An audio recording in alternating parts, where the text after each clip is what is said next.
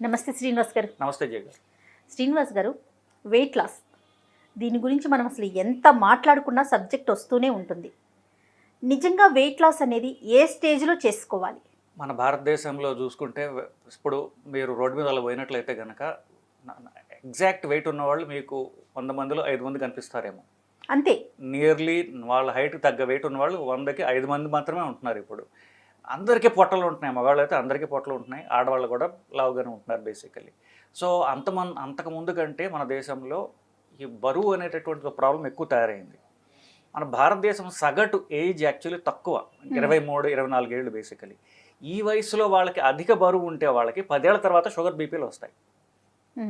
So అధిక బరువు అనేది దేశంలో ఎపిడమిక్ అంటున్నారు. ఇప్పుడు ఎపిడమిక్ అంటే తెలుసు కదా, కరోనా ఎపిడమిక్ లాగా అధిక బరువు అనేది ఎపిడమిక్ లాగా తయారైందని.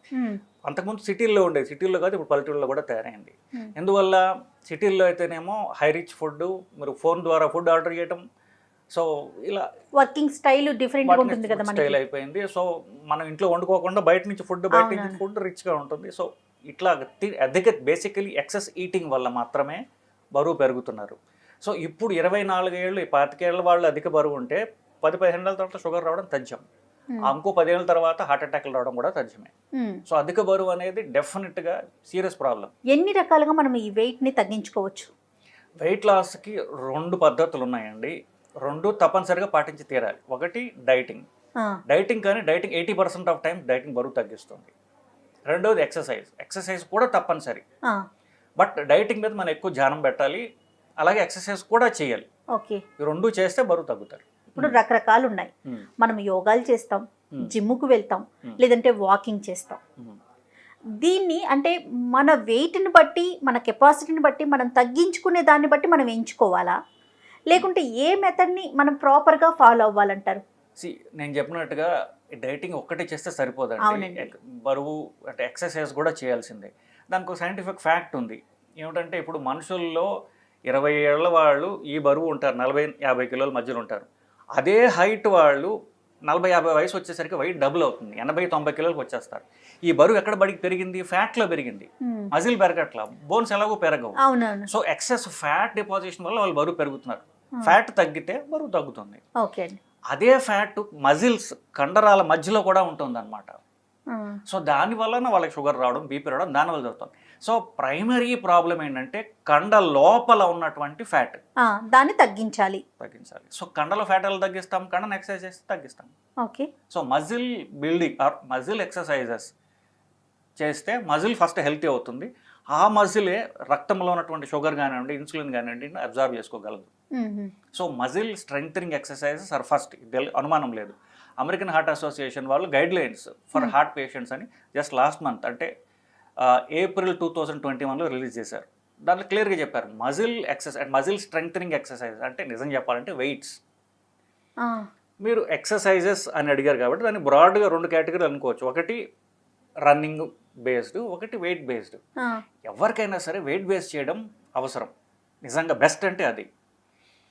డైరెక్ట్గా వెయిట్ చేయడానికి మనం అందరూ చేయలేకపోవచ్చు కాబట్టి ముందు జనరల్గా స్టాకింగ్, వాకింగ్, జాగింగ్ ఇట్లా సజెస్ట్ చేస్తాం బేసికలీ. సో ఈ 2 డిఫరెంట్ పద్ధతుల ద్వారా ఫస్ట్ స్టార్ట్ వాకింగ్, జాగింగ్ అట్లా మెల్లగా పెంచుకుంటూ పోవాలి. కానీ మీరు అడిగిన క్వశ్చన్ అక్కడికి వస్తున్నట్టు యోగా చేయడం, నేను ఇంట్లో పనులు చేస్తున్నాను, ఇది ఎక్సర్సైజ్ కాదు.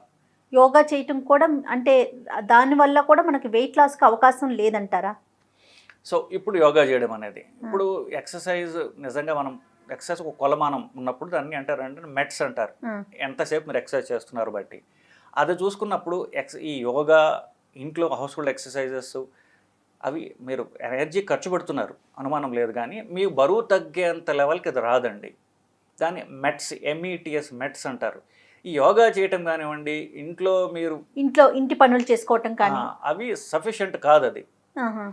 సో మీరు నేను ఇంట్లో ఇప్పుడు నిజంగా మీరు చేస్తే యోగా చేసి ఎవరు బరువు తగ్గరు కూడా, ఒకటి. రెండో విషయం ఏంటంటే నిజం చెప్పుకోవాలనుకుంటే యోగా అనుకోండి, యోగా ఫర్ ఎగ్జాంపుల్ సూర్య నమస్కారాలు తీసుకోండి. సూర్య నమస్కారాల్లో 2 సార్లు 3 సార్లు చేసేవాళ్ళు ఉంటారు, 108 సార్లు చేసేవాళ్ళు ఉంటారు.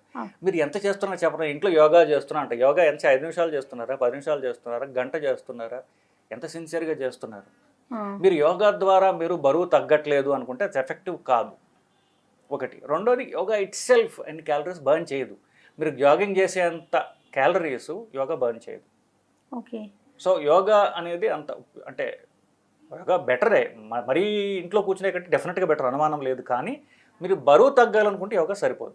ఇప్పుడు కొంతమంది ఇంటి పని చేసుకుంటూ ఉంటారు, ఇంటి పని తర్వాత ఆఫీస్ వర్కులు అలా చేసుకునే వాళ్ళు కూడా వెయిట్ లాస్ అవ్వలేకపోతున్నాం మేము అనే ఒక అనుమానం ఉంటుంది. మేము ఇంటి పని అంతా చేస్తున్నాం కదా, మీరు అన్నట్లుగా క్యాలరీస్ ఖర్చు అవుతున్నాయి కదా, మరి ఎందుకు వెయిట్ లాస్ అవ్వలేకపోతున్నాం అనే సందేహం ఉంటుంది. వాళ్ళు కూడా walking jogging whatever it ఏదైనా ఎక్సర్సైజ్ కానీ చేయాల్సిందేనంటారా? ఇప్పుడు నేను ఇందాక అనుకున్నట్టుగా మనం సైంటిఫిక్గా గైడ్లైన్స్ ప్రకారం తీసుకుంటే హార్ట్ పరంగా కానివ్వండి, వెయిట్ లాస్ కానివ్వండి, మోడరేట్ టు ఇంటెన్స్ ఎక్సర్సైజ్ అంటారు. ఈ యోగా కానివ్వండి ఇవి మోడరేట్ ఇంటెన్స్ ఎక్సర్సైజ్ కిందకి రావు. ఓకే. నిజం చెప్పాలంటే ఇప్పుడు ఇంటి పని కూడా చేసుకోకుండా ఉంటారంటే మంచమే పడినట్టే లెక్క కదా. అంతే. So you are healthy, you are moving about. మంచం మీద పడలేదు అని చెప్తున్నా, నేను మంచం మీద పడలేదు ఇంట్లో తిరుగుతాను కాబట్టి నా బరువు తగ్గాలంటే ఎట్లా? సో మనం ఎక్సర్సైజ్ చేయడం అంటే మీరు బరువు తగ్గాలి అంటే శరీరాన్ని కష్టపెట్టాలి. మీరు పొద్దున్న ఇప్పుడు మార్నింగ్ వాక్ వెళ్తున్నాం అంటారు చాలామంది.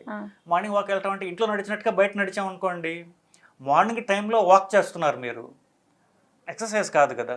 సో ఇంట్లో మీరు మీ బెడ్రూమ్ నుంచి మీరు కిచెన్కి ఎలా వెళ్తారో అదే స్పీడ్లో మీరు రోడ్డు మీద నడిచినట్లయితే ఎక్సర్సైజ్ ఎలా అవుతుంది? అది తెలుగులో నిజంగా అచ్చ తెలుగులో 2 పదాలు ఉన్నాయి, వ్యాయామము, వ్యాహ్యాళి అంటారు.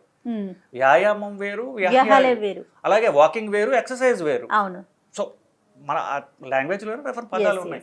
సో డోంట్ మీరు దాన్ని బయట మీరు రోడ్డు మీద వాక్ చేసి దాన్ని ఎక్సర్సైజ్ అని అపోహపడద్దు. సో మీరు బయట ఎక్సర్సైజ్ చేయాలి అంటే శరీరాన్ని కష్టపెట్టాలి, చెమటలు పట్టాలి, మజిల్స్ పెయిన్ పట్టాలి, అది రోజు ఉండాలి. అంటే బాడీని పుష్ చేయాలి. ఇప్పుడు చాలా మంది ఏంటంటే మనం ఎక్సర్సైజ్లో కూడా మానసికంగా కూడా మన లిమిట్స్ని మనం దాటడానికి మన కంఫర్ట్ జోన్లో ఉంటాం. ఇప్పుడు మనం శరీరాన్ని కష్టపెట్టకుండా ఎక్సర్సైజ్ చేయాలి, కష్టపెట్టకుండా మెంటల్ కూడా నాకు స్ట్రెస్ తీసుకోలేను. నేను స్ట్రెస్ లేకపోతే ఇంప్రూవ్మెంట్ ఎలా వస్తుందండి? మానసికంగా కానివ్వండి, శారీరకంగా కానివ్వండి, స్ట్రెస్సే కదా ఇంప్రూవ్మెంట్ మనకి. మనం రోజు స్ట్రెస్లో ఉంటే you will get better at it. శరీరం కూడా స్ట్రెస్ పెట్టకపోతే అది ఎలాగా ఇంప్రూవ్ అవుతుంది? రాదు కదా. ఓకే. సో స్ట్రెస్ పెట్టాలి, దాన్ని స్ట్రెస్ పెడితే ఎక్సర్సైజ్ అంటాం దాన్ని.